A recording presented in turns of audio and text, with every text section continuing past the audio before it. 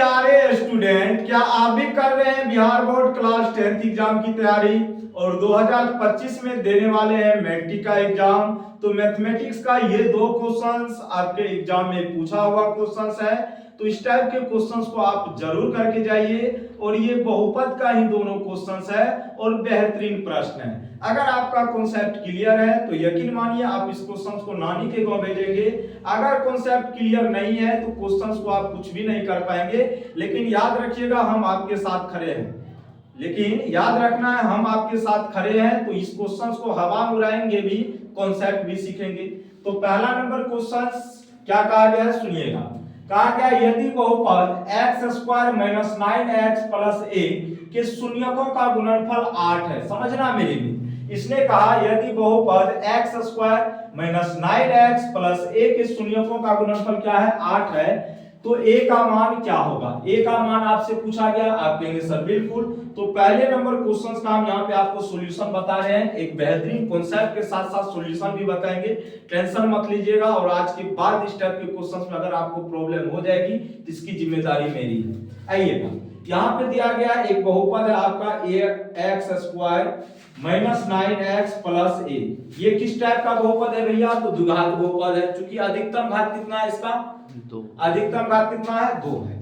ठीक है, तो यहां से सबसे पहला काम स्टूडेंट करना है आपको a b c का मान निकालना है। तो a का मान क्या होगा, जो x² का गुणक 1, b का मान क्या होगा, जो x का गुणक -9, और c का वैल्यू क्या हो जाएगा 1। ठीक है, आप कहेंगे सर बिल्कुल कोई दिक्कत नहीं है। और इसने कहा कि शून्यकों का गुणनफल 8 है। तो शून्यकों का गुणनफल क्या होता है, द्विघात बहुपद में शून्यकों के गुणनफल को अल्फा × बीटा द्वारा सूचित करते हैं। और इसका जो सूत्र होता है क्या होता है, c/a होता है।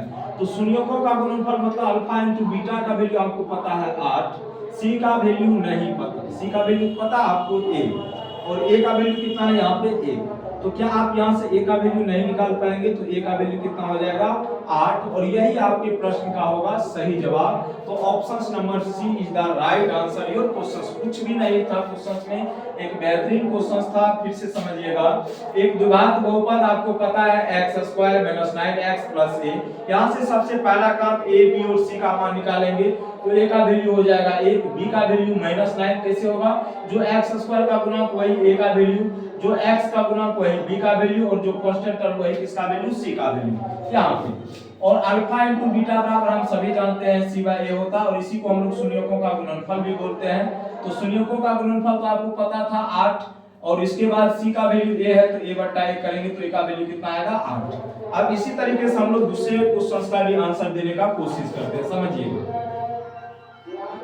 दूसरा नंबर क्वेश्चन में कहा गया यदि px बराबर, समझना मेरे px बराबर x² + 3x - 4 और इसका शून्यक अल्फा और क्या है बीटा है, कोई दिक्कत नहीं, बहुत ही बेहतरीन बात है।